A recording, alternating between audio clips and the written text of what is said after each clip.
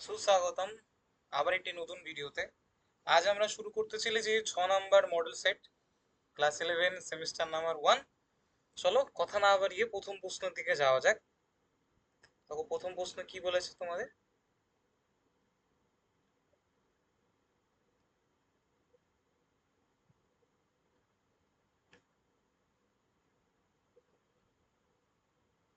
বলেছে নিম্নলিখিত বাক্যগুলিকে ধারাবাহিকভাবে সঠিক ক্রমে সাজিয়ে লিখতে বলেছে। আচ্ছা ঠিক আছে, চলো আগে কোশ্চেনটা আমরা পড়ে নিই তাহলে।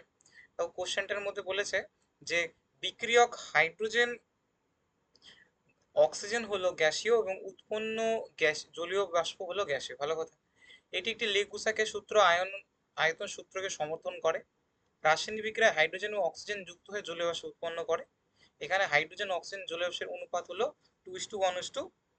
আচ্ছা ঠিক আছে, চলো দেখি ব্যাপারটা বিষয়। দেখো, আর কি কোনো একটা রাসায়নিক বিক্রিয়ার প্রথমে তো অন্তত রাসায়নিক বিক্রিয়ার জন্য বিক্রিয়ক পদার্থ তোমাকে বলে দিতে হবে, তাই না? যেমন এখন রাসায়নিক বিক্রিয়া এখানে হাইড্রোজেন আর অক্সিজেন যুক্ত হয়ে জলীয় বাষ্প উৎপন্ন হয়েছে। তো ধারাবাহিকতার মাধ্যমে এই বিক্রিয়াটা প্রথমে হবে, মানে এটা আগে আগে হবে। তারপরে পরবর্তীতে যাবে জিনিসটা হলো যে বিক্রিয়ায় হাইড্রোজেন এবং অক্সিজেন উভয় গ্যাস এবং এখানে মুক্ত যে জলীয় বাষ্প সেটা গ্যাস। তার মানে এটা হলো 1 নাম্বার পাবে, মানে ধারাবাহিকতার দিক থেকে এ এক, তারপরে এই 2 নাম্বার। তারপর 3 নাম্বারে যেটা যেটা পারে যে এখানে হাইড্রোজেন এবং অক্সিজেন জলীয় বাষ্পের অনুপাত কতটা ছিল, 2:1 অনুপাত, আর এটা কার নিয়ম মেনে চলে, গে লুসাকের সূত্র। তাহলে সেক্ষেত্রে আমাদের এটা আসলো 3 নাম্বার আর এটা আসলো 4 নাম্বার। নেক্সট, পরবর্তী প্রশ্ন বলেছে একটা সলিউশন দিয়েছে যে 8 গ্রাম এনএইচ এর জল যোগ করে আয়তন 500 ml করা হলো। তো সেক্ষেত্রে দ্রবণের মোলারিটি কত? দেখো মোলারিটি বের করার সূত্র হলো এম সমান সমান W2 × 10⁻³ divided by M2 × V। এবার W2 মানে কি, দ্রাব্যের ভর।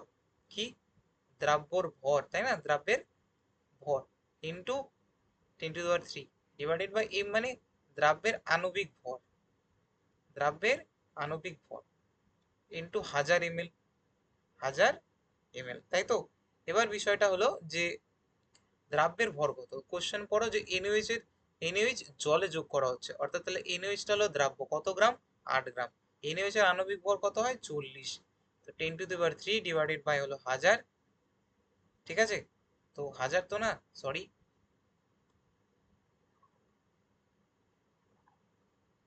এখানে 500 ml বলা হয়েছে, দেখো 500, তাই না? আর ঠিক আছে, 500 ml বসিয়ে দিলাম। তাহলে পড়ে থাকলো আমাদের এখান থেকে 3টে শূন্য কেটে গেল। ঠিক আছে, তাহলে থাকলো হলো তোমার 2, পড়ে থাকলো 2/5।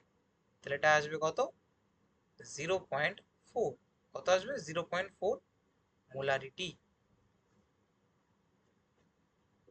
নেক্সট, 4 নম্বর কি বলেছে, যৌগটার কি চেয়েছে, স্থূল সংকেত বের করতে বলেছে, তাই তো? ঠিক আছে, চলো পড়ি। একটি জৈব যৌগে 60 গ্রাম কে বিশ্লেষণ করে 24 গ্রাম কার্বন, 4 গ্রাম হাইড্রোজেন ও 32 গ্রাম অক্সিজেন পাওয়া গেছে। ঠিক আছে, তাহলে আমরা কার্বন, হাইড্রোজেন আর অক্সিজেনের পারমাণবিক ভর বের করি। কি বের করি, পারমাণবিক ভর। স্থূল সংকেত জানার জন্য আগে আমাদের এদের মোল সংখ্যা তো বের করতে হবে, কিন্তু পরমাণু হিসেবে পারমাণবিক ভর বের করবো। তো কার্বন রয়েছে হলো তোমার 12তে, একই না? তারপর হাইড্রোজেন রয়েছে তোমার একে, আর কি, আর তোমার কত, অক্সিজেনটা হলো তোমার কত হবে অক্সিজেন, 8 × 2 = 16। ঠিক আছে, ভালো কথা। এবার এদের মোল সংখ্যা বের করি। তো মোল সংখ্যা বের করার জন্য তাহলে এদের আমরা জানি মোল সংখ্যা বের করা যায় W/M দিয়ে, মানে প্রদত্ত ভর বাই আণবিক ভর। কার্বনের প্রদত্ত ভর 24 আর এর পারমাণবিক ভর বের করলাম 12, তাহলে আসলে হলো 2। ঠিক আছে, H2 দিয়ে দিই একবারে, তাহলে একদম ঝামেলা মিটে যাবে। হাইড্রোজেনের ভর রয়েছে 4 গ্রাম, তার আণবিক ভর 1, আণবিক ভর না পারমাণবিক ভর, তাহলে উত্তর আসবে 4। নেক্সট, অক্সিজেনের তোমার 32 গ্রাম দিয়েছে আর পারমাণবিক ভর হলো 16, 16×2 = 32। তাহলে সেক্ষেত্রে আসলো 2:4:2, তাহলে অ্যান্সার আসবে 1:2:1। তো সেক্ষেত্রে স্থূল সংকেতটা আসলো C1H2O, C1H2O। তাই না, C1H2O, অপশন ডি। নেক্সট পরবর্তী পেজ বলছে নিম্নে একটা ইলেকট্রোম্যাগনেটিক তরঙ্গের বিকিরণের তরঙ্গ দৈর্ঘ্য বের করতে বলেছে, ঠিক আছে, খুব ভালো কথা। এবার একটা জিনিস লক্ষ্য করো, এটাকে আমরা বলবো পূর্ণ তরঙ্গ, তাই না? এবার এই পূর্ণ তরঙ্গটা কি? তাহলে এটাকে আমরা বলি ল্যামডা 2।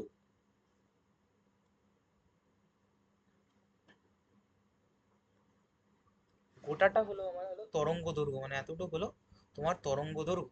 এটাকে যদি আমরা 4 ভাগে বিভক্ত করি, তাহলে এটার মান হবে তোমার কত, λ/4। এটার মান হবে λ/4। তাহলে এখান থেকে হয়ে যাচ্ছে আমাদের ল্যামডা কত বলো, λ/2, অর্থাৎ λ/2, মানে গোটাটা আমরা λ/2 নিতে পারি, আর এই গোটাটাও ঠিক তেমনি এটা λ/4, এটা হলো λ/4। তাহলে এই অংশটা হলো, মানে এক কথায় বলতে পারি কি, কি লেখা যেতে পারি যে মানে বলতে পারি যে মোট তরঙ্গ দৈর্ঘ্যে, একই না, যে পূর্ণ যে তরঙ্গ দৈর্ঘ্য রয়েছে, অর্থাৎ আমরা দেখো তরঙ্গ দৈর্ঘ্যটা রয়েছে হলো তোমার এই ল্যামডা, বুঝতে পারলা? আচ্ছা আমি আবার বোঝাচ্ছি, ঘিচিমিচি হয়ে গেল, ম্যাগি একদম নুডলস হয়ে গেল, তাই না? প্রথম থেকে বোঝাচ্ছি। দেখো এখানে হয়ে গেল একটা পূর্ণ তরঙ্গ সৃষ্টি হয়েছে। তো পূর্ণ তরঙ্গ আমরা জানি যেটা ল্যামডা। তো ল্যামডার একটা অংশ দিয়েছে, তাই না? কত দিয়েছে, যে 2.16 পিকোমিটার একটা অংশ দিয়েছে। তাহলে এই অংশটা তোমার মনে হচ্ছে যে কি হতে পারে? 4/1 মনে হচ্ছে কিনা? আমার তো 4/1 মনে হচ্ছে, তোমাদের কি মনে হচ্ছে আমি জানি না, বাট আমার তো 4/1 মনে হচ্ছে, তাই না? অর্থাৎ এই গোটাটাকে যদি আমরা এই বরাবর কেটে দিই, তাহলে এটা হলো λ/4, আর এটা হলো λ/4। মানে এই গোটাটা অংশটা হলো এই ছোট একটা অর্ধপূর্ণ, এই অর্ধপূর্ণটা অর্ধ তরঙ্গটা হলো λ/2, আর এটা হলো λ/2, তার অর্ধেক হবে λ/4, তাই কি না? তো ওই λ/4 এরই মানই তো দেওয়া আছে 2.16। তাহলে আমরা লিখতেই পারি যে তরঙ্গের 1/4 অংশের দৈর্ঘ্য কত দেওয়া আছে, 2.16 পিকোমিটার, তাই না? পিকোমিটার, আমরা জানি তো 1 পিকোমিটার সমান সমান কত হয়, 1 পিকোমিটার সমান সমান কত হয়, 10⁻12 মিটার, তাই না?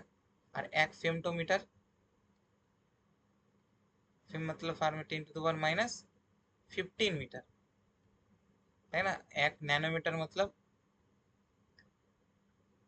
9 থেকে আসতে 10⁻9 মিটার। আর 1 অ্যাংস্ট্রম মতলব, অ্যাংস্ট্রমে যে সামথিং শূন্য আছে, তো সেই হিসেবে শূন্য তো না, ওটা চিহ্ন, তো আমি শূন্য থেকে আমি 10 মিটার, তাই না? আর 1 মাইক্রন মতলব, দেখো মাইক্রনে আছে 6টা শব্দ, তো 10⁻6 মিটার। এটা কাজের না, বাট তোমাদের যেহেতু আসলো তাই করিয়ে দিলাম, তোমাদের রিভিশন হয়ে গেল, তাই না বেটা? ঠিক আছে, ভালো কথা। তো তরঙ্গের 1/4 অংশের দৈর্ঘ্য হলো 2.16 পিকোমিটার। তো সেক্ষেত্রে সম্পূর্ণ তরঙ্গের দৈর্ঘ্য হতে হবে 4 দিয়ে আমরা গুণা করে দেব। সম্পূর্ণ তরঙ্গ দৈর্ঘ্য কত হবে, সম্পূর্ণ তরঙ্গ দৈর্ঘ্য হবে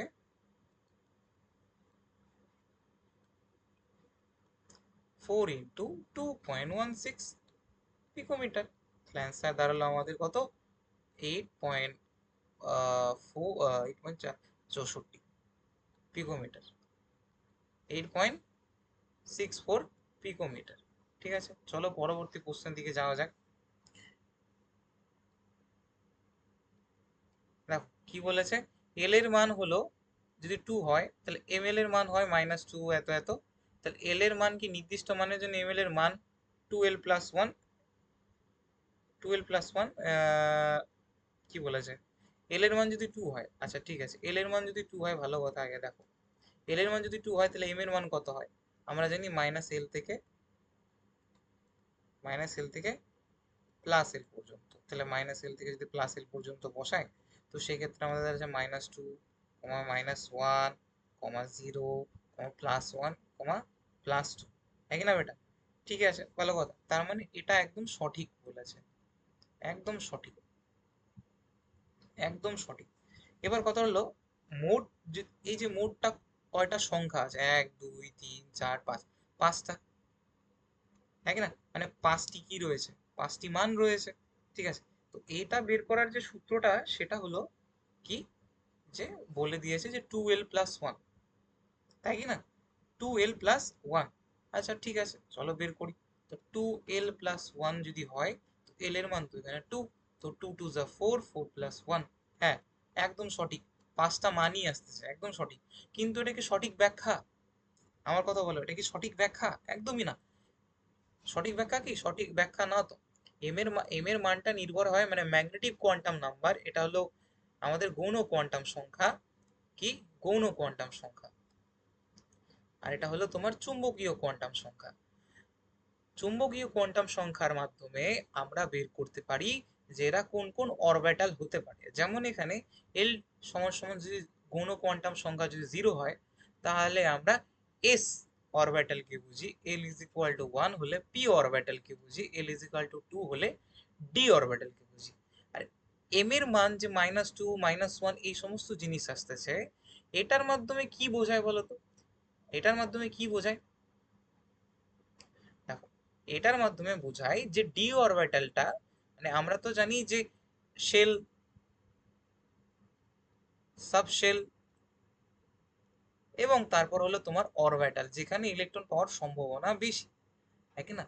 এখানে এই যে সামথিং মানটা দিয়ে বোঝাচ্ছে, যেটা D X Y, D X Z, then হলো D Y Z, D D Z square and D X square to Y square টাইপের অরবিটালদেরকে বোঝাচ্ছে এই সমস্ত মান। আর এই সমস্ত মান নির্ভর করতেছে গৌণ কোয়ান্টাম সংখ্যার উপর। কিন্তু নির্ণয় নির্ণয় করলাম এটার মাধ্যমে, এটার মধ্যে মান বের করেছি, কিন্তু সঠিক ব্যাখ্যা কি এটা? একদমই না, এটা সঠিক ব্যাখ্যা নয়। তা আমরা লিখতে পারি যে রিজন, অ্যাসারশনও ঠিক আছে, রিজনও ঠিক আছে, কিন্তু এই অ্যাসারশনের সঠিক রিজন নয় এটা। আমার আর কি অপশনগুলো কেটে গিয়েছে, কি হতে পারে বুঝতে পারলা? তোমরা, আমি তো করে দিলাম, তোমরা দাগিয়ে নিতে পারো অপশন। নেক্সট, এন এর মান থেকে আমরা অরবিটালের আকৃতি নির্ণয় করতে পারি। সঠিক চেয়েছে, হ্যাঁ। যখন এরকম কোশ্চেন করবে, আগে ই করে নিবে, সার্কেল ডাউন করে নিবে যে কোশ্চেনে কি চেয়েছে, এটা কি কি জানতে চেয়েছে, এটা কি বের করতে হবে আমাদেরকে। বলছে এন এর মান মানে মুখ্য কোয়ান্টাম সংখ্যার মধ্যে আকৃতি জানা যায় ভাই। প্রথমটা আমাদের প্রথম কোয়ান্টাম সংখ্যা দিয়ে আমরা বিভিন্ন কক্ষপথের ব্যাসার্ধ, শক্তি, আরো অন্যান্য কিছু কয়টি ইলেকট্রন থাকতে পারে সেই সমস্ত জানতে পারি, বাট আকৃতি জানা যায় না। এল এর মান থেকে অরবিটালে উপস্থিত ইলেকট্রনের শক্তি সম্পর্কে জানা যায়। ইলেকট্রনের শক্তি সম্পর্কে জানা যায়, আমরা জানি ইলেকট্রনের শক্তি সম্পর্কে জানা যায় হলো মুখ্য কোয়ান্টাম সংখ্যার মাধ্যমে। কি মাধ্যমে? মুখ্য quantum, -13.6 N square by Z, তাই না? অর্থাৎ মুখ্য কোয়ান্টাম সংখ্যার মাধ্যমে আমরা বের করতে পারি ইলেকট্রনের শক্তি। এম এর মান থেকে আমরা একটা অরবিটালে উপস্থিত ইলেকট্রনের ঘূর্ণন সম্পর্কে জানেন না। ইলেকট্রনের ঘূর্ণন সম্পর্কে শুধুমাত্র একজনই ব্যাখ্যা দেয়, সেটা হলো S, spin quantum number. Spin quantum number. তাহলে সেক্ষেত্রে দেখো, এস এর মান থেকে একটি অরবিটালের উপস্থিত ইলেকট্রনের ঘূর্ণন সময় একদম, এস এর ঘূর্ণনটা হয় একটা প্লাস হাফ আর একটা হলো মাইনাস হাফ। তার জন্যই এক একটা অরবিটালের ইলেকট্রনটা একটা এইভাবে থাকে, এটা দিয়ে বোঝাচ্ছে যে প্লাস হাফ, অর্থাৎ ইলেকট্রনটা ক্লকওয়াইজ ঘুরতেছে, ইলেকট্রনটা কেমন হচ্ছে ক্লক, আর এটা দিয়ে বোঝাচ্ছে যে ইলেকট্রনটা বা ইলেকট্রনের ক্লাউডটা কেমন আছে, অ্যান্টি ক্লকওয়াইজ টাইপের আছে, তাই না? উত্তর হবে ডি, এটা হলো সঠিক, বাদ বাকিগুলো ভুল। 8 নাম্বার বলছে 3D ইলেকট্রনের 4টি কোয়ান্টাম সংখ্যা মান দেওয়া আছে, এটা তোমাকে বের করতে হবে কি কি হতে হবে। দেখো, 3D দিয়েছে, তো সামনে যে প্রথমে যেটা থাকে সেটা হলো মুখ্য কোয়ান্টাম সংখ্যা, আর এটা হলো তোমার গৌণ কোয়ান্টাম সংখ্যা, তাই না? এবার এল এর মান যদি 0 হয়, তাহলে এস আমরা কক্ষককে বুঝি, এল এর মান 1 হলে পি, আর এল এর মান তোমার 2 হলে ডি কে বুঝি। তাহলে সেক্ষেত্রে এন এর মান তো 3 আসতেছে, বোঝা যাচ্ছে, তাই না? আর এল এর মান ডি যেহেতু, তাহলে এল এর মান সেক্ষেত্রে আসবে কত? 2। এবার আমরা যদি এম এর মান কত হয়, -2, আর আমরা জানি যে এম এর মান বের করা হয় কিভাবে, একটু আগেই তো করলাম, একটু আগেই তো মানে এটা জিনিস করলাম যে এম এর মান হয় -L থেকে +L পর্যন্ত, তাই কি না? তো +L পর্যন্ত যদি করি, তাহলে -2, -1, 0, +1, +2। আর এস তো সর্বদা প্লাস হাফ আর মাইনাস হাফ হয়, তাই না? বাট আগে যদি আমরা দেখতাম না, অপশনটা দেখতাম, অপশন দেখলেই কিন্তু উত্তর হয়ে যেত, হ্যাঁ। অনেকজন ভাবতো যে এটা করার কোনো দরকার না। দেখো, আমাদের তো ব্যাখ্যা করতেই হবে, এটা না হয় অন্য না অন্যের জন্য তো ব্যাখ্যা করতে হবে না, কিন্তু অপশন দেখে উত্তর হয়ে যেত। কেন বলো তো? বলেছে আমরা জানি যে স্পিন কোয়ান্টাম নাম্বার কোনোদিন 0 কোনোদিন হবে না, হয়তো আইদার ইট ইজ ক্লকওয়াইজ, নয়তো এটা অ্যান্টি ক্লকওয়াইজ হবে, হয়তো প্লাস হাফ নয়তো মাইনাস হাফ তো কোনোদিন মানে হবেই হবে। তো স্বাভাবিক ব্যাপার, তো অপশন ডি উত্তর হবে। বলছে ও ও সরি সরি সরি, হ্যাঁ সরি, আমি বলছি 4টি কোয়ান্টাম সংখ্যার মান যদি বলতো 9, তো সেক্ষেত্রে তোমার এটা আসতো কিন্তু কোশ্চেনটা সেটা চাইনি, কোশ্চেনটা চেয়েছে যে যে কোনটা হতে পারে। তো সেক্ষেত্রে তোমাকে গোটা মানিয়ে নিতে হবে। আরে ভাই আমি কি বলতেছি, কোশ্চেনই পড়িনি আমি, হুদায় বলে যাচ্ছি। তাহলে এন আসবে 3, এল আসবে 2, 3 2, 3 2। এটা কোনোদিন হবে না, এটা কোনোদিন উত্তর হবে না, কারণ প্লাস হাফ আর মাইনাস হাফ হবেই না। তাহলে সেক্ষেত্রে এই যে বেরিয়ে গেল, জিরো তো হবে, প্লাস হাফ তো হচ্ছে। ঠিক আছে, কোশ্চেনটা পড়ো ভালো করে। আর আমি মিস্টেক করে দিলাম, কই বাত নেই, হতা হয়। সম ইলেকট্রন বিন্যাস যুক্ত আয়ন জোট, ঠিক আছে, ভালো কথা। তার জন্য আমাদের ইলেকট্রন বিন্যাস জানতে লাগবে। আর ইলেকট্রন বিন্যাস যদি নাও জানে, যদি তুমি এটা জানো, science teacher very cruel man ফেকোনিকুজন, ঠিক না বেটা? তো সেই ক্ষেত্রে যদি আমি ইলেকট্রন বিন্যাস করি, স্ক্যান্ডিয়ামের হয় 3d1 4s2, কারণ এটা হলো 21 22, তাই না, আমরা জানি। তো সেক্ষেত্রে টাইটেনিয়ামে কত দাঁড়ালো? আমাদের টাইটেনিয়াম দরকার নয়, তাই আমি এত সময় নষ্ট করছি না, তাই না। আমরা একদম ডাইরেক্ট যেটা দরকার সেটার দিকেই চলে যাচ্ছি। আমাদের স্ক্যান্ডিয়াম আছে, তাই স্ক্যান্ডিয়াম 3+, মানে থাকে তো হলো এক কথায় 3d3, সরি 3d3 কেন বলছি,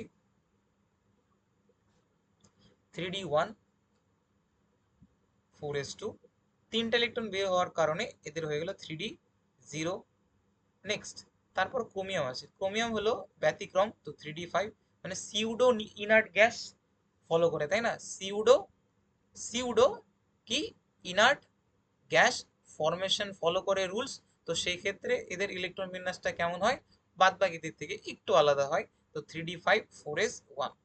এবার কয়টা ইলেকট্রন চলে গেছে দেখো, তিনটে ইলেকট্রন চলে গেছে, তাহলে সেক্ষেত্রে তিনটে যদি চলে যায় তাহলে হয়ে যায় 3d কত, 3। নেক্সট এমএন আছে, এমএন আছে Mn2+। দেখো ম্যাঙ্গানিজের হয় 25, তো হয় 3d5 4s2, তাই না, এটাই উত্তর হবে। দুটা চলে গেছে, তো সেক্ষেত্রে হলো 3d5 হবে। নেক্সট লোহা Fe3+, তো Fe3+, লোহা তো হয় 26, তাই না, 4s2, আর 3+ মানে 3d5 হয়ে যাচ্ছে, দেখে বোঝা যাচ্ছে যে এদের ইলেকট্রন সংখ্যা সমান। তাহলে এই দুজনই হলো আইসো ইলেকট্রনিক স্পিসিস, অর্থাৎ Fe3+, Mn2+।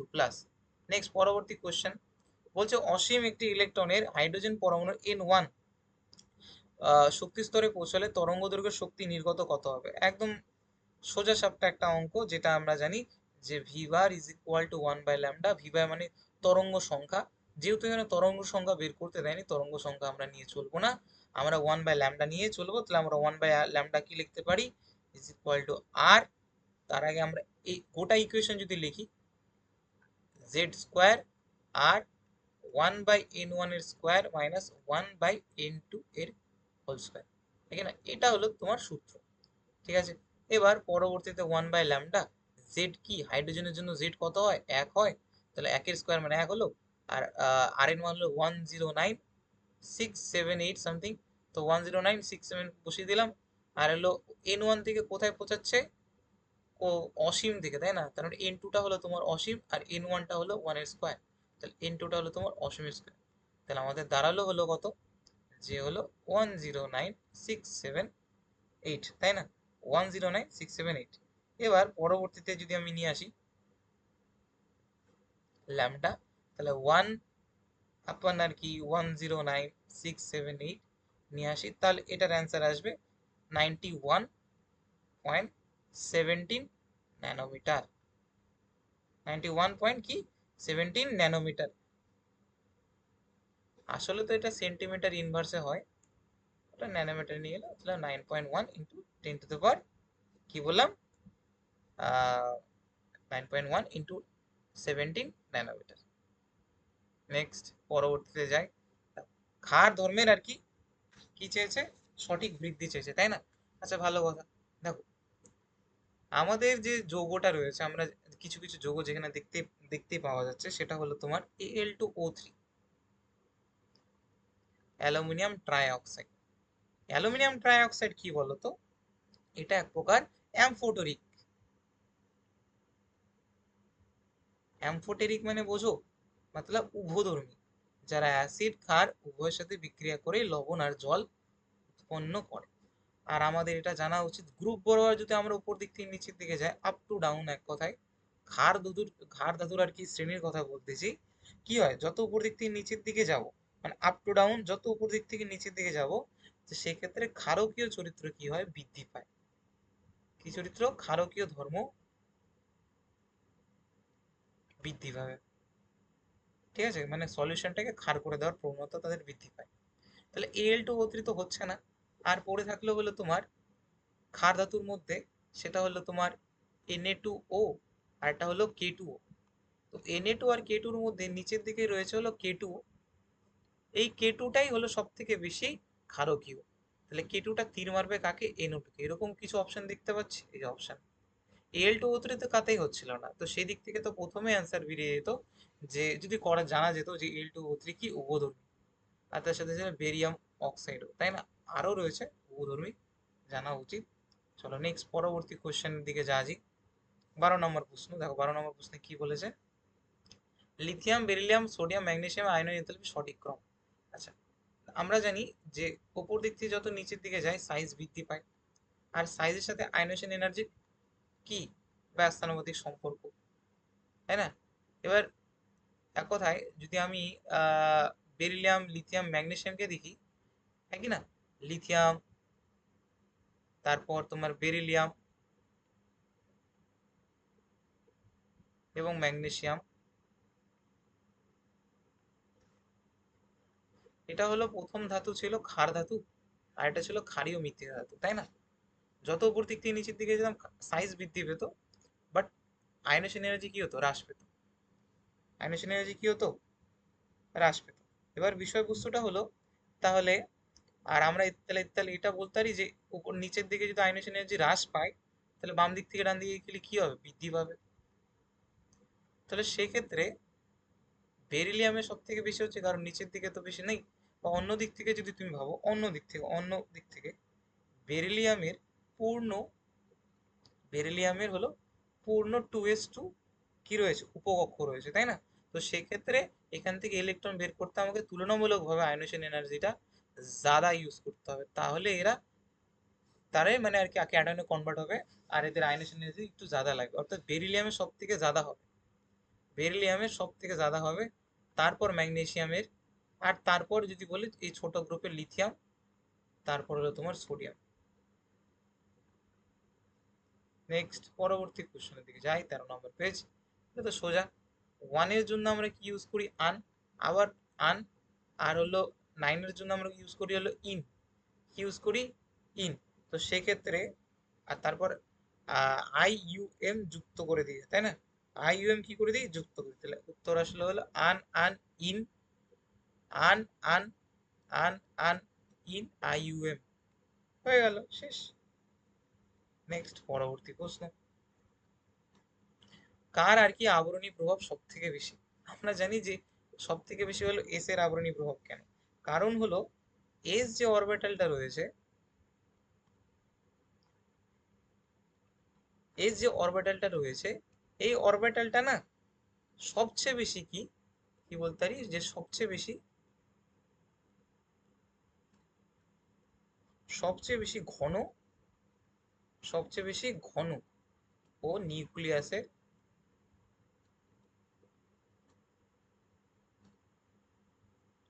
নিউক্লিয়াসের কি কাছে থাকে। এখন যদি নিউক্লিয়াসের খুবই কাছে থাকে, তাহলে নিউক্লিয়াসের যে আকর্ষণ করার ক্ষমতা ইলেকট্রনের ওপর, তার তুলনামূলকভাবে কমিয়ে দিচ্ছে, অর্থাৎ তাদের আবরণী প্রভাবটা আর কি সব একটু বেশি অন্যান্য অরবিটালদের থেকে। মানে এক কথায় স্ট্রাকচারও এখানে ইম্পর্টেন্ট রোল ভূমিকা পালন করে, এরা যেহেতু ডাম্বেল শেপের, তাই নিউক্লিয়াসের আধানটা একটু হলেও ওরা কমিয়ে দিতে পারছে, মানে আবরণী প্রভাবটা একটু বেশি, আবরণী প্রভাবটা একটু বেশি। তাহলে s, then p, then d, then f. Next, sodium chloride, magnesium chloride, AlCl3 স্ফুটনাঙ্কের সঠিক ক্রম। দেখো আমরা জানি phi is equal to charge by radius, তাই না? যদি চার্জ যদি বেশি হয় তাহলে ফাই বেশি হবে, তাহলে কোভ্যালেন্ট ক্যারেক্টার বেশি হয়। রেডিয়াস যদি কম হয় তাহলে ফাই বেশি হবে, তাহলে কোভ্যালেন্ট ক্যারেক্টার বেশি হয়। আমি যদি এই প্রত্যেকটা দিকে দিকে, এখানে ওই আছে, এখানে সিএল আছে, এখানে সিএল, সিএল সিএল কেটে দিই, তাহলে কি দাঁড়ালো? দাঁড়ালো হলো যে সোডিয়াম প্লাস ম্যাগনেসিয়াম 2+, এবং Al 3+, এর চার্জ বেশি। চার্জ যদি বেশি হয় তাহলে ফাই বেশি, ফাই মানে পোলারাইজেশন ক্ষমতাটা বেশি, এর পোলারাইজেশন ক্ষমতাটা বেশি।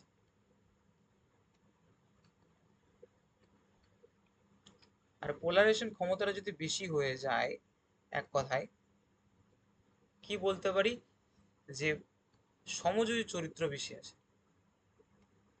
ক্যাটায়নের আকারটাকে বিকৃতি করার প্রবণতা সব থেকে বেশি। তার মানে সমযোজী চরিত্র আসলে এদের অন্তত আম্লিক চরিত্র বেশি হয় না। আম্লিক চরিত্র তো বলেছে না, স্ফুটনাঙ্ক হয়েছে, আচ্ছা স্ফুটনাঙ্ক অন্তত বেশি হবে না। তো সেক্ষেত্রে অ্যান্সারটা দাঁড়ালো আমাদের, এখান থেকে অ্যান্সারটা দাঁড়ালো যে NaCl এর সব থেকে বেশি হবে, কারণ ওর কম। তাহলে NaCl কাকে 3 মারবে, MgCl2 কে, দেন হলো AlCl3, তাই না বেটা? তো এইভাবে তোমাদেরকে জিনিসটা করতে হবে। যদি তুমি জানতে চাও কিভাবে, তাহলে এটা লিখতে পারো যে ফাজানের সূত্র অনুসারে ক্যাটায়নের আধান যত বৃদ্ধি পাবে সময় চরিত্র বৃদ্ধি পায় এবং আয়নীয় চরিত্র হ্রাস পায়। আয়নীয় যৌগের স্ফুটনাঙ্ক সমযোজী যৌগের চেয়ে কি হয়, বেশি হয়। মানে আয়নীয় যৌগের স্ফুটনাঙ্ক বেশি হয়, আয়নীয় যৌগের স্ফুটনাঙ্ক কি হয়, বেশি হয়, তাই কি না বেটা? আয়নীয় যৌগের স্ফুটনাঙ্ক বেশি হয়। আয়নিক যে কম্পাউন্ড গুলো থাকে, স্বাভাবিক ব্যাপার, আয়নিক বন্ড রয়েছে, তাদের স্ফুটনাঙ্কটা কি হয়, বেশি হয়, মানে মেল্টিং পয়েন্ট, বয়লিং পয়েন্টটা ज़्यादा হয়, তাই না? নেক্সট পরবর্তী কোশ্চেনের দিকে যাবে, 6 নম্বর। বলছে চারটি যৌগ দিয়েছে, এটার মধ্যে কোনগুলিতে তড়িৎযোজ্যতা, সমযোজ্যতা এবং অসমযোজ্যতা তিনটি বর্তমান। বাহ, ভালো কোশ্চেন, এক একটা করে দেখি। আমি যদি NH4 এর কথা বলি, NH4Cl, তাও NH4Cl NH4+ এবং Cl- রয়েছে, মানে এক কথায় তড়িৎযোজী বন্ধন তো দেখে যাচ্ছে, মানে আয়নীয় বন্ধন দেখা যাচ্ছে। তড়িৎযোজী বন্ধন মানে আয়নীয় বন্ধন। এবার তুমি যদি NH4 অ্যামোনিয়ামের উপর লক্ষ্য করো, তাহলে অ্যামোনিয়ামে কি হচ্ছে, তিনটা হাইড্রোজেন তো রয়েছেই, তিনটা হাইড্রোজেন তো রয়েছে, কিন্তু একটা হলো অসমযোজী বন্ধন তৈরি হয়ে আছে, অর্থাৎ এখানে কোঅর্ডিনেট বন্ডও দেখা যাচ্ছে, তাই না? কোঅর্ডিনেট বন্ড, অর্থাৎ অসমযোজী বন্ধনও এখানে তৈরি হয়ে আছে। তার মানে এখানে তড়িৎযোজ্যতা তো রয়েছে, অসমযোজ্যতাও প্রদর্শন করছে, তাই না? তাহলে তারপর তারপর যদি আমি সিএন এর কথা ধরি, ধরো K+ আর CN-, তাহলে এখানে তড়িৎযোজী বন্ধন তো আসছে, কিন্তু সিএন কে যদি আমি ভেঙে লিখি, CN ট্রিপল বন্ড N হয়, ঠিক আছে? এখানে মেনলি সমযোজী বন্ধন দেখা যাচ্ছে, মানে পাই বন্ড সিগমা বন্ড দেখা যাচ্ছে, এখানে অসমযোজী বন্ধন নেই, ঠিক আছে? এখানে অসমযোজী বন্ধনটা নেই, বুঝতে পারলাম? এখানে যেমন তোমার এখানে আয়নীয় বন্ধন আছে, এখানে যেমন সমযোজী বন্ধন আছে, আর এখানে যেমন অসমযোজী বন্ধন আছে। এখানে আয়নীয় বন্ধন তো রয়েছে, বাট এখানে শুধুমাত্র সমযোজী, অসমযোজী বন্ধনটা কিন্তু নেই। তাহলে KCN তো হবে না, KCN তো হবেই না, হবে, হবে না, তাহলে একটাই অপশন পড়ে থাকলো, এই তো, এভাবে বের করে দিলাম। নেক্সট, প্যারানাইট্রোফেনলের স্ফুটনাঙ্ক অর্থোনাইট্রোফেনল থেকে বেশি। হ্যাঁ, কারণ তুমি যদি স্ট্রাকচার অঙ্কন করো প্যারানাইট্রোফেনলে, এটা হলো তোমার OH, এটা হলো তোমার প্যারানাইট্রোফেনল। এবার এটাকে যদি আমরা এইভাবে লিখি, হাইড্রোজেন বন্ডিং এর জন্য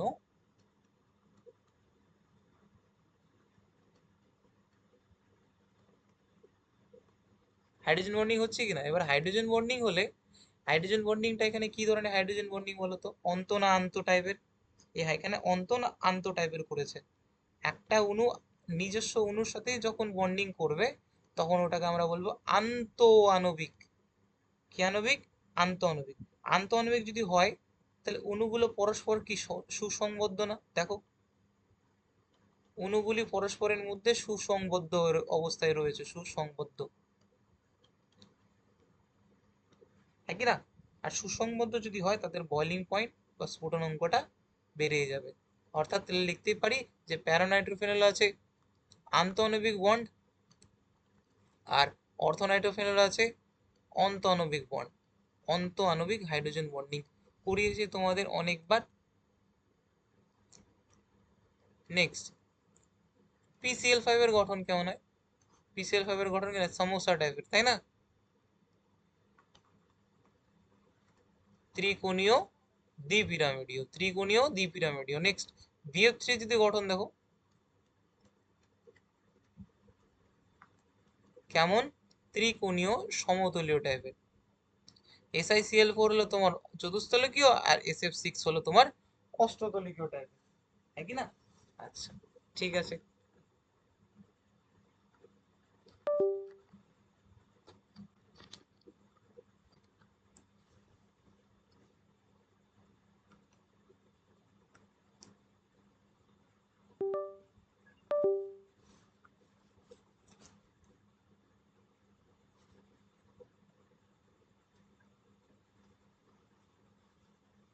আচ্ছা, চলো পরবর্তী প্রশ্নের দিকে যাওয়া যাক। দেখো 9 নাম্বার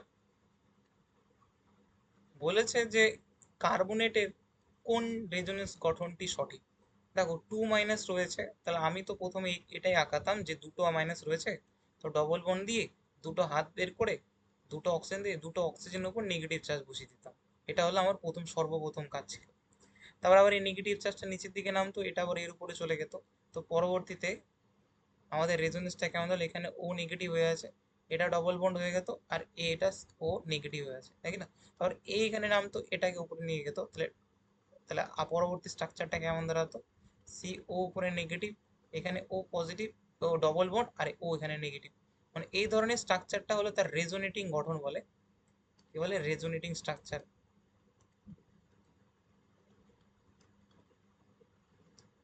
রেজোনেটিং গঠন, তাই কি না? আর এর যদি আমরা আর কি হাইব্রিড স্ট্রাকচার দেখতে চাই, তাহলে সেক্ষেত্রে কি, যে তিনটা হাতেই অক্সিজেন রয়েছে, আর তিনটা হাতেই একবার একবার করে ডবল বন্ডে প্রাপ্ত হচ্ছে, আর দুটা মাইনাস আর কি তিনজনের মধ্যে ঘুরে বেড়াচ্ছে। তো জিনিসটা আমরা এভাবে লিখতে পারি, তাই কি না?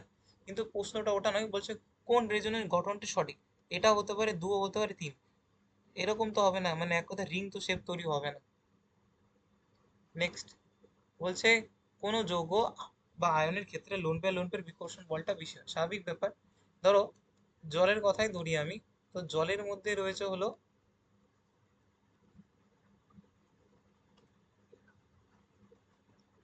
জলের মধ্যে রয়েছে হলো তোমার দুটো লোন পেয়ার। এর লোন পেয়ারের মধ্যে কি হবে, রিপালশন হবে। রিপালশনের ফলে এদের যে বন্ড অ্যাঙ্গেল গুলো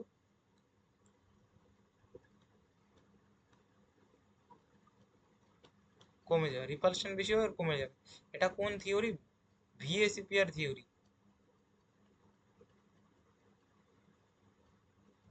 তাই না? এবার কথাটা হলো যে এটা তো হলোই,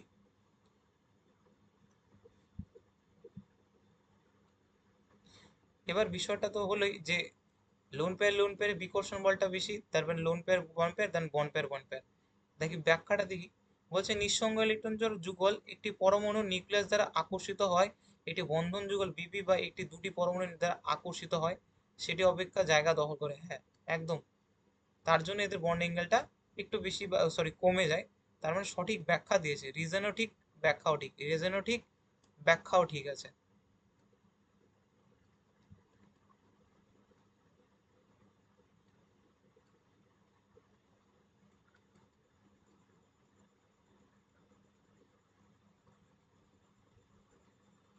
নেক্সট 21 নম্বর কোশ্চেন বলছে আয়নিক কেলাসে ফ্রেঙ্কেল ত্রুটির মূল কারণ কি। দেখো ফ্রেঙ্কেল ত্রুটিটা হয় মেনলি যখন আয়নগুলো আর কি অন্তঃস্থানিক জায়গায় চলে আসে। কোথায় আসে? অন্তঃস্থানিক জায়গায়। তো কোশ্চেনটা পড়তে একটু ভুল করো না, যে অন্তঃস্থানিক জায়গা যখন আর কি ক্যাটায়ন দ্বারা দখল হয়, তখন এটাকে আমরা ফ্রেঙ্কেল ত্রুটি বলি। কিন্তু কোশ্চেনটার মূল কারণটা কি, মূল কারণ কেন যায়, আকারের পার্থক্যের জন্য। এবার যদি আকারটা, যে কেলাসের মধ্যে মানে কি বলবো ওটাকে, গঠনকারী কণাগুলো আকারটা যদি ছোট হতো, তো সেক্ষেত্রে অন্তঃস্থানিক জায়গায় কণাগুলো আসতে পারতো না। গঠনকারী কণাগুলো যদি বড় হতো, মানে এগুলো যদি বড় হতো, বাট এরা হলো তোমার ঠিকঠাক ঠিকঠাক, এবং যে কণাটা আসতেছে অন্তঃস্থানিক জায়গায়, তো সেই কণাগুলো আকারটা ছোট, আকারটা বড় হলে কিন্তু এন্টার হতে পারতো না। অর্থাৎ আকারের পার্থক্যর জন্যই কিন্তু মেনলি আর কি ফ্রেঙ্কেল ত্রুটিটা হয়, ঠিক না?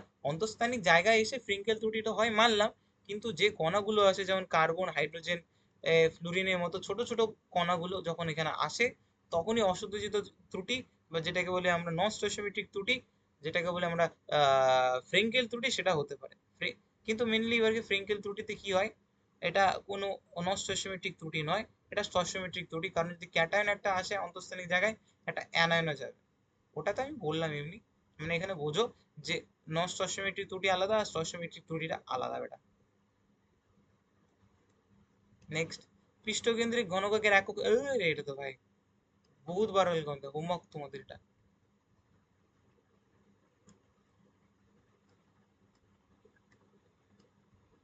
নেক্সট বলছে এ মানবিক ভরের বিসিসি ক্লাসের ঘনত্ব, আর এটা তো আটা সূত্র, ঘনত্ব is equal to Z M divided by N A Q.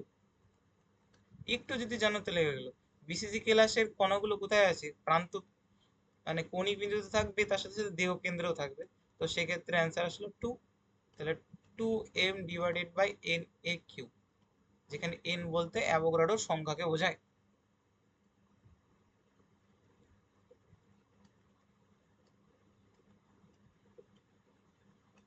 ডাল্টনের আংশিক চাপের সূত্র হলো পি ইজিক্যাল টু এটা, গ্রাহামের সূত্র এটা, এবং চাষের সূত্র ভি সমানুপাতিক টি। কোনটাকে হাইড্রোলিথ বলে, দেখো হাইড্রোলিথ বলা হয় ক্যালসিয়াম হাইড্রেটকে। কেন? এটা হলো, এটাকে উত্তপ্ত করলেই হাইড্রোজেন গ্যাস বেশি পাওয়া যায়, এটাকে উত্তপ্ত করলে কি পাওয়া যায়, হাইড্রোজেন গ্যাস পাওয়া যায়। বুঝতে পারলা কি বুঝতে পারলে না? তো তার জন্য উত্তপ্ত না, উত্তপ্ত মানে বা জলের সাথে যদি বিক্রিয়া করাও, যত জলের সাথে বিক্রিয়া করে উত্তপ্ত তো করতে হবে, হিট তো করতে হবে, তাহলে হাইড্রোজেন গ্যাস হবে। তার জন্য এদেরকে বলে হাইড্রোলিথ। ক্ষারীয় মৃত্তিকা ধাতুর মধ্যে কোনটি উভধর্মী? একটু আগে বেরিলিয়াম একটু দাগালাম, বেরিলিয়াম হাইড্রোক্সাইডটা সব থেকে উভধর্মী। Next 26 number. আচ্ছা আচ্ছা, ভালো কোশ্চেন এটা, এটা হলো তো ভালো কোশ্চেন। এনএ প্লাস কিসের জন্য দরকার? রক্তচাপ নিয়ন্ত্রণের জন্য আমরা এটা এটা খাই, টেবিল সল্ট। ঠিক আছে। কে প্লাসটা কিসের জন্য দরকার? কে প্লাসটা হলো তোমার স্নায়ুর উদ্দীপক। এমজিটা ম্যাগনেসিয়াম 2 প্লাস, এটা হলো এটিপি বানানোর জন্য, অর্থাৎ শক্তির সঞ্চয় বা রূপান্তর। আর সিএফ প্লাসটা হয়ে গেল তোমার রক্তচাপ নিয়ন্ত্রণ। বাহ, ঠিক আছে, চলো পরবর্তী।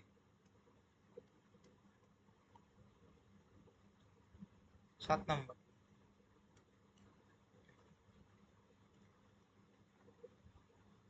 বলছে মার্কের পারহাইড্রল, যেটা আর কি আমরা জীবাণুনাশক হিসেবে ইউজ করি, 30% H2O2 সলিউশনটাকে মার্কের পারহাইড্রল বলে, জীবাণুনাশক হিসেবে ব্যবহার করা হয়। বুঝতে পারলা? দোকানে গিয়ে বললেই দিয়ে দিবে। নেক্সট, কোন বিক্রিয়ার মাধ্যমে আমরা বলতে পারি যে H2O2 জারণ ধর্ম রয়েছে? তুমি যদি লক্ষ্য করো এই ইকুয়েশনে, যেখানে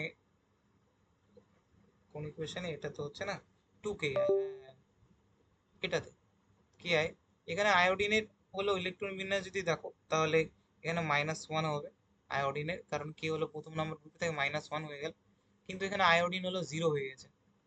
আমরা জানি জারণ সংখ্যা যদি বৃদ্ধি পায়, জারণ সংখ্যা যদি বৃদ্ধি পায়, তাহলে ওটাকে আমরা কি বলি, অক্সিডেশন বলি। কি বলে, যে অক্সিডেশন হচ্ছে। ঠিক আছে। এবার বিষয়বস্তুটা হলো -1 ছিল, 0 হয়ে গেল, মানে বৃদ্ধি তো পেলো, তাহলে এই বিক্রিয়াটাই হলো তোমার জারণ ধর্মকে প্রদর্শিত করছে। ঠিক আছে। নেক্সট বলছে ডাইবোরনের সংকেত। আচ্ছা আচ্ছা, দেখো ডাইবোরনের সংকেত জানার আগে ডাইবোরনের সংকেতটা কি হয় এটা দেখো। দেখো B2H6 হয়, আর এরা বানানা বন্ড ফরমেশন করে। কি করে? বানানা বন্ড ফরমেশন করে। এরা হলো ইলেকট্রন ঘাটতিজনিত এক ধরনের যৌগ।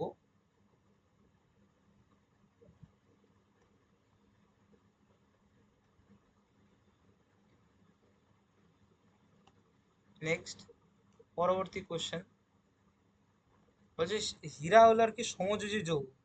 ঠিক আছে, খুব ভালো কথা। গ্রাফাইট আয়নে সঠিক নির্বাচন করতে বলেছে। গ্রাফাইট আয়নীয়, আরে বেটা, সমযোজী, সঠিক নির্বাচন করতে বলেছে, তাই না? এবার হীরার প্রতিটি কার্বন sp3 হাইব্রিড, একদম সঠিক। আর গ্রাফাইটে sp2, আরে বেটা একদম সঠিক, তো এটাই হয়ে গেল। অজৈব গ্রাফাইট কাকে বলে? তোমাদের কোশ্চেন এটাই, এটা তো তোমরা পড়লে, তোমরা এটা জানাবে যে অজৈব গ্রাফাইট কাদের বলে। অজৈব গ্রাফাইট কাকে বলে, এটা তোমরা লিখবে কমেন্ট সেকশনে যদি জেনে দাও। Next, 31 number. বাহ,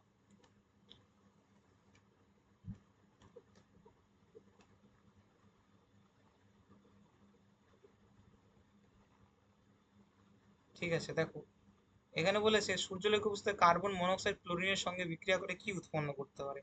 ফসজিন উৎপন্ন করে। কি উৎপন্ন করে? ফসজিন। কি উৎপন্ন করে? ফসজিন। ঠিক আছে। মানে অত্যন্ত বিষাক্ত একটা গ্যাস ফসজিন উৎপন্ন করে, বুঝতে পারলা? যখনই আমার এই কার্বন মনোক্সাইডের সাথে কি উৎপন্ন হয়, ক্লোরিন অ্যাড হবে, তখন উৎপন্ন হবে এইচ নিয়ে তৎপরতায় COCl2 ফসজিন।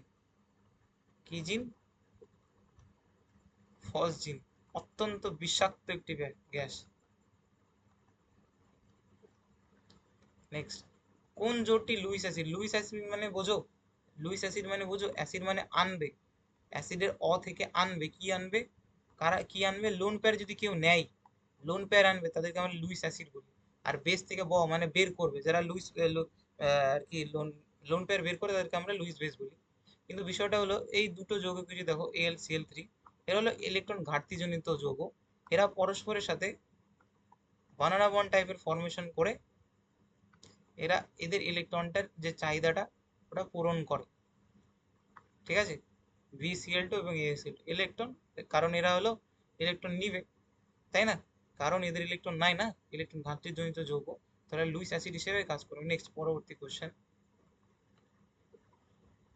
লেড আর টিনকে যদি বলা হয় বেটা যে তোমাদের জারণ অবস্থা কি, তাহলে লেড আর টিন কি উত্তর দেবে? দেখো, লেড আর টিন হলো 14 নম্বর গ্রুপের অন্তর্গত, তাই না?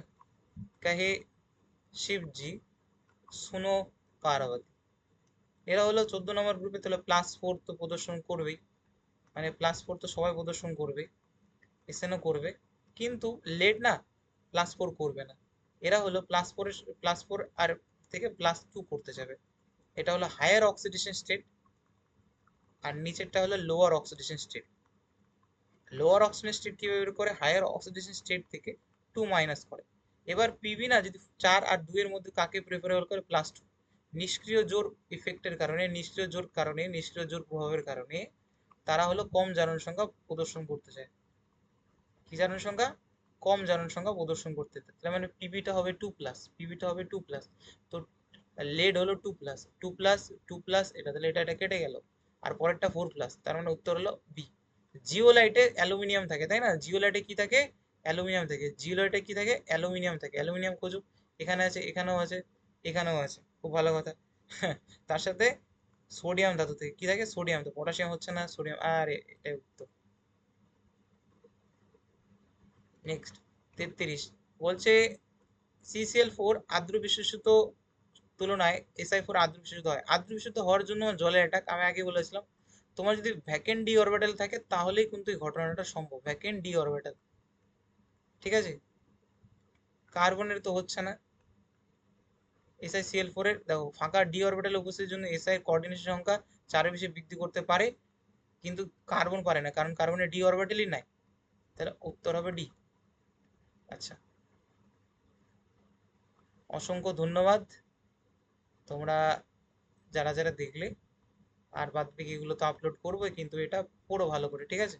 ওকে দেন, টাটা।